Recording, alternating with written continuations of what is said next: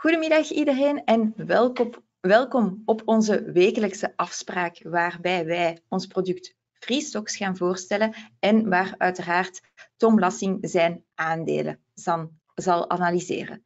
Ik ga het al eventjes hebben over het stukje die Tom gaat analyseren. Hij gaat vandaag Darling Ingredients analyseren. Het tickersymbool is DAR en dat bedrijf bevindt zich in de voedingsindustrie en ook over de restjes van de voedingsindustrie gaan zij gebruiken. Dit webinar is u aangeboden door WH Selfinvest, de online broker, met als product Freestocks. En wat kan u nu uiteindelijk met dit Freestocks product? Daar handelt u Amerikaanse aandelen en opties mee. En het grote voordeel van dit aanbod is uiteraard dat u deze commissievrij kan verhandelen. Dus als u wenst toe te spitsen op dit soort instrumenten, is Freestocks echt uw partner. U zal geen enkel aanbod vinden die goedkoper is als Freestocks. Dus ik raad u zeker aan eens naar onze website te gaan kijken. Die ziet u hier ook mooi voor u, waarin u alle informatie kan terugvinden. Ook zou ik u zeker aanraden om een demo-account te downloaden. Dan kan u via die demo-account het platform leren kennen, het aanbod leren kennen en zien dat ik eigenlijk geen leugentjes zeg, dat u inderdaad met dit aanbod het goedkoopst mogelijk die aandelen kan verhandelen.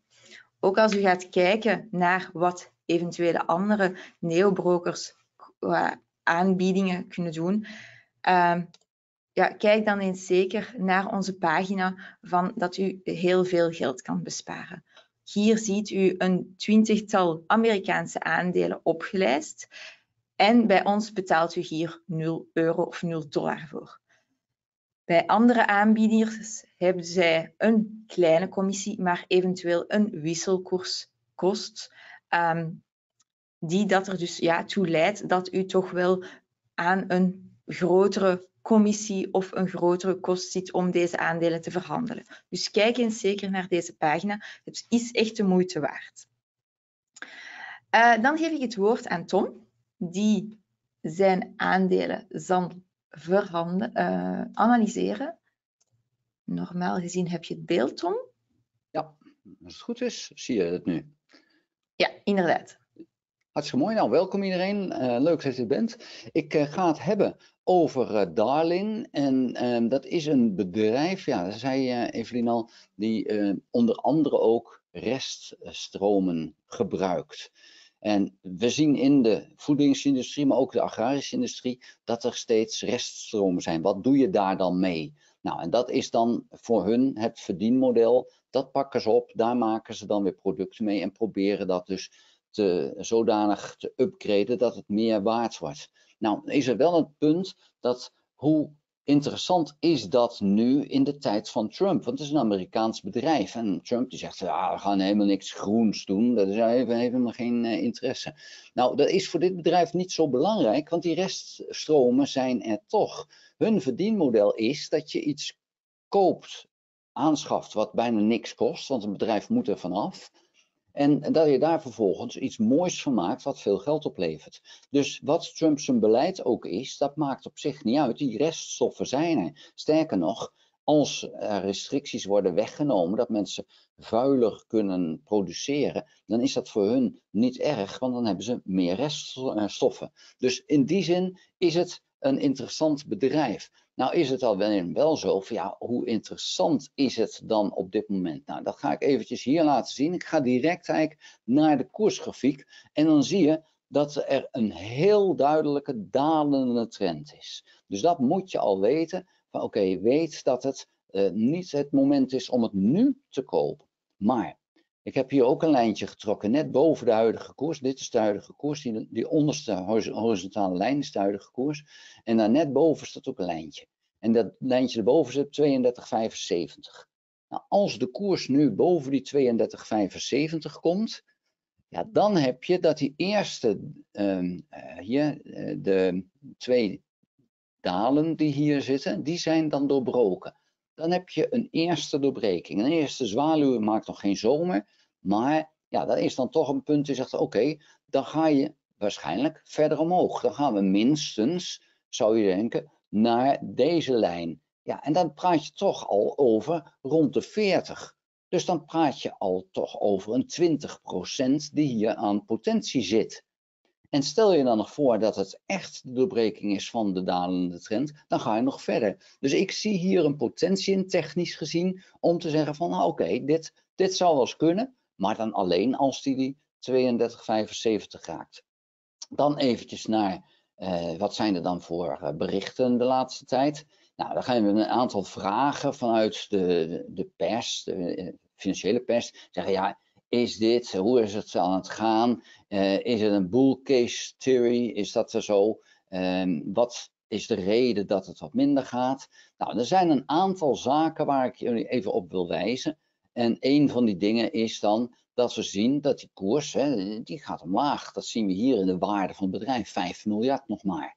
We zien ook dat de koers-winstverhouding, die is omhoog gegaan tot 2024 en nu is die weer omlaag aan het gaan. En volgend jaar zou die alweer rond de 15 moeten zitten. Nou, dat maakt het dan toch weer interessant. Het lijkt erop dat we de verkeerde top, dus het dal, in eind 2024 gezien hebben. Nou, als we dan teruggaan hier, dan zien we dat eigenlijk ook deels wel. Alleen er is die daling weer gekomen. En nu is het dus de vraag, gaan we hier, wat dus eind 2024 was, gaan we dit weer doorbreken? Gaan we hier opwaarts doorheen? Als dat zo is, dan kan er wat veranderen. En dat is waarom ik dit aandeel nu heb uitgekozen. Want het zal maar zo kunnen dat dat gaat gebeuren. Nou, dan zien we, als we hier kijken, de returns, die zijn niet zo hoog. Ja, ze gebruiken natuurlijk enorm veel grondstoffen. We zien de omzet nog steeds dalen. Ja, ook dat is niet positief. Het is niet zo dat dit nu een bedrijf is dat ik zeg van oh, alles staat op groen. Nee, pertinent niet. Kijk, als dat wel zou zijn, dan zou die koers al veel hoger zijn. Want dan heeft iedereen het al gekocht. En dat is even met beleggen. Je moet natuurlijk als je iets ziet, moet je het als eerste zien. En wanneer zie je het als eerste? Nou, als we toch weer eventjes teruggaan naar die grafiek. Ja, dit zou het kunnen zijn. Maar ja, als je dat hier dacht, nou, dan heb je nog dat je zegt, ja, maar hij heeft eigenlijk dezelfde geraakt. Hier is hij er al onderdoor. Het is extra negatief. Maar dit kan ook die valse beweging zijn, waarbij je hier dus een dubbele bodem hebt. Eventjes die valse beweging en nou omhoog. Ja, we weten het niet. In de toekomst kan ik niet kijken. Maar zoals je nu ziet, zie je het bijna steeds dat hij teruggaat naar die lijn. Dit keer is dat niet gelukt, maar we zien hier, we kunnen nog verder trekken, dat heb ik niet gedaan. We zien hier dat in bijna alle gevallen die trend steeds naar die bovenkant gaat. Nou, als dat in bijna alle gevallen is, dan is de kans 80% dat dat hier ook gaat gebeuren. Aan zo'n kansberekening, ja, dan heb je 20% potentie om dat te doen. Ik vind dat mooi. Ik heb een eigen service, de Beursbox VIP Insider, die dat soort bewegingen dus probeert te vinden. En ja, die draait lekker. Dus in die zin is het niet zo dat dit, ik heb een keertje wat gevonden en dit gebruik ik nooit. Nee, dit zijn de zaken zoals ik die gebruik in die service. En ja, dat zijn dan dingen die structureel winstgevend zijn. En dat wil niet zeggen dat alle transacties winstgevend zijn, maar in die zin komt het wel vaak uit en de service is al jaren winstgevend. Dus dat dan weer wel.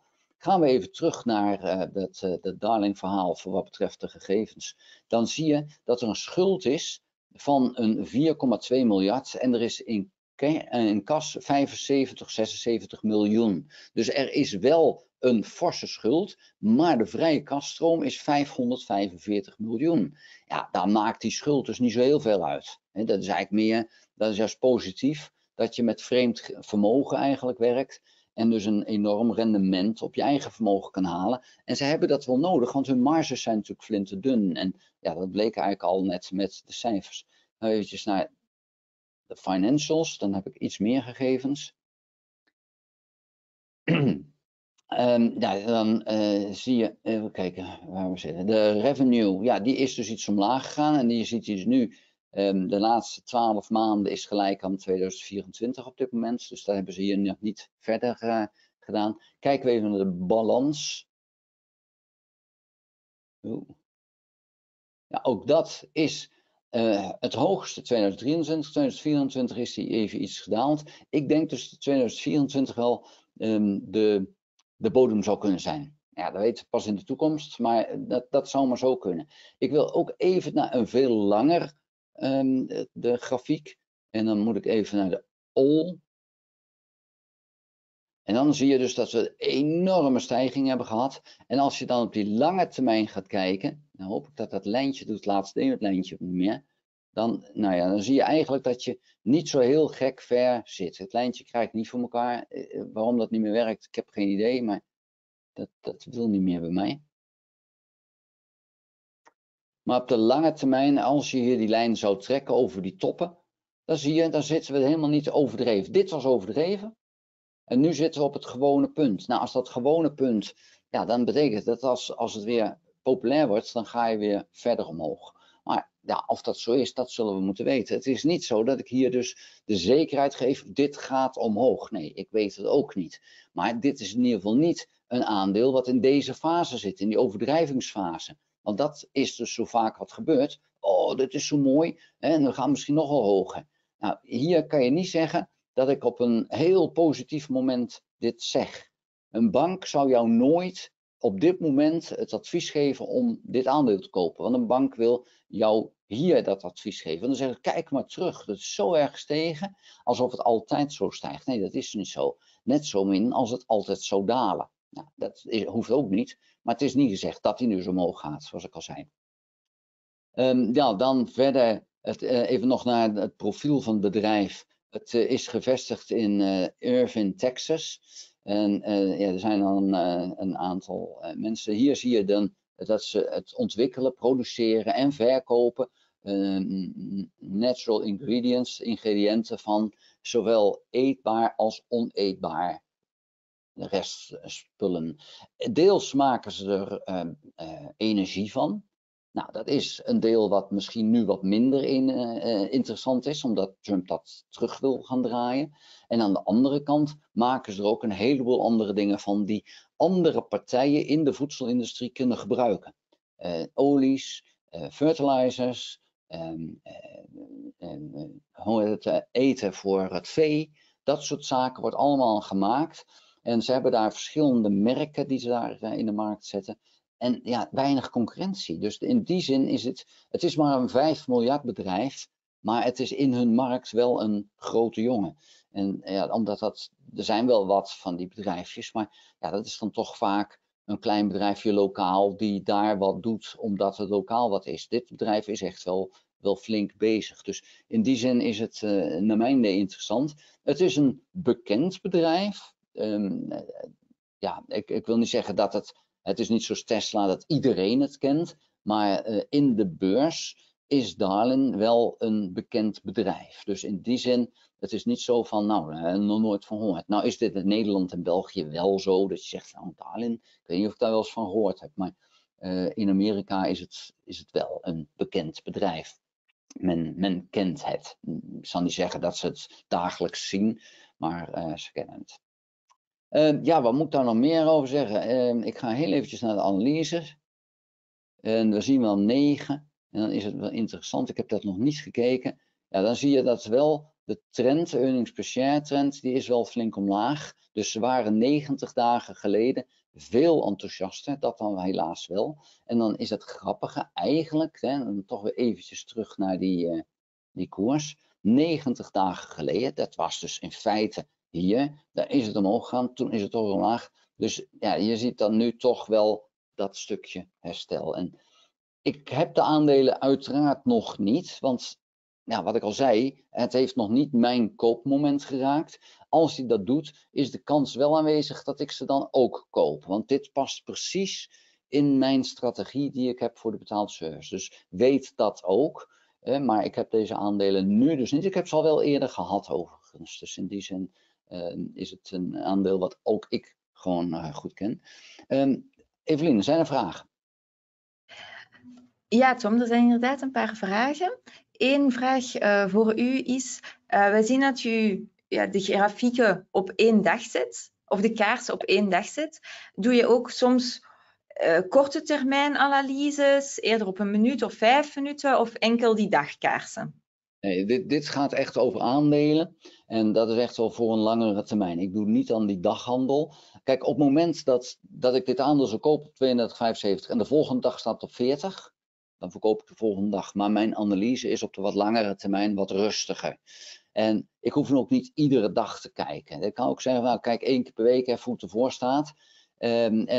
Als het in de buurt van die 40 komt, moet ik wat meer op gaan letten als ik het heb gekocht. Dus nee, ik zet hem altijd op dagbasis. Tenzij ik nog groter wil kijken voor de hele lange termijn, dan zeg ik een week of maand. Maar normaal gesproken is voor mij die dag het belangrijkste. Gaan we even kijken naar de grafiek bij Yahoo. Ja, als ik hem daar dan neerzet en je gaat dus jaren terug, ja, dan pak je de maanden, de weken en maanden. En ja, dan zie je zoals hier dat je in feite een 5 jaar in zo'n klein stukje hebt. Ja, dat zijn dan per candle is dat een maand. Maar dan zie je ook die grote lijn. Ja, daar kijk ik maar heel even in. Want uiteindelijk wil ik dan toch terug naar die 6 maanden of naar een jaar. Die interessant is om dus die lijn van de laatste tijd te herkennen. Ja, en dan zie je hier, naar mijn idee, heel duidelijk toch wel dat we die doorbreking omlaag hebben gehad. En dat we dus even weer terug moeten naar dat positieve. En dat moet je dus even afwachten. Nou, dan staat hij op het lijstje. Van hey, even opletten of dit komt. En dan moet je dan wel even iedere dag doen. Van hey, gaat hij er doorheen? Maar ik moet eerlijk toegeven, ik kijk niet iedere dag naar heel mijn portefeuille of ze op dit moment dan of koopwaardig of verkoopwaardig zijn. Het kan best wel eens een dag zijn dat ik daar gewoon niet aan toe kom. Nou, dan kijk ik de volgende dag wel. Ja, soms ben je dan te laat, maar dat is zo gering. Kijk, ik ben met andere dingen bezig ook dan alleen de beurs. Dus vandaar dat ik wat rustiger beleg. Perfect. Ik zie ook nog een andere vraag of dat u op dit aandeel kan shortcellen. En dus inderdaad op het aandeel Darling, ik heb het opgezocht, is er een shortsell mogelijkheid. Dus, ja, volgens mij wel, ja. Ja, inderdaad. En ja, ook voor de mensen die zeggen van momenteel voel ik de markten niet echt naar boven bewegen, denk ik dat we echt nog in die berenmarkten zitten en dat we nog verder gaan naar die daling. Kan u hier met Freestocks inderdaad zeer perfect inspelen door die shortsell mogelijkheid die wij aanbieden. Dus dat is zeker mogelijk en ja, mensen kunnen hier ook inderdaad van profiteren. Ja, en even over het short. Zal ik dan nog heel even...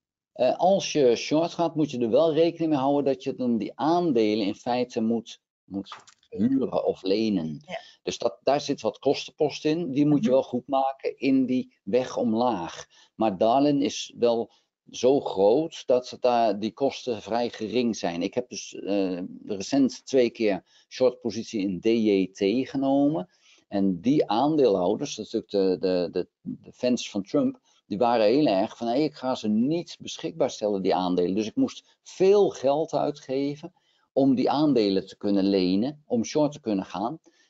En daar moest ik wel rekening mee houden dat ik maar echt een paar dagen de tijd had om die winst te maken. Dat is 2 keer gelukt, dus in die zin was het wel goed. Maar verhoudingswijs ben ik toen veel geld kwijt. Dus hou dat aan kosten ook even in de gaten als je short gaat. Want dat is wel een kosten die je zou kunnen vergeten. Oké, perfect. Ik zie dat er geen verdere vragen zijn. Dan wens ik u alvast een zeer fijn weekend. Ook de mensen hier aanwezig, zeer fijn weekend. Volgende week zijn we er weer. Een uurtje later, 1:30, 1:30 zijn we er weer voor een nieuwe aandelenanalyse. Hartstikke mooi. Tot volgende week. Dag iedereen. Dag.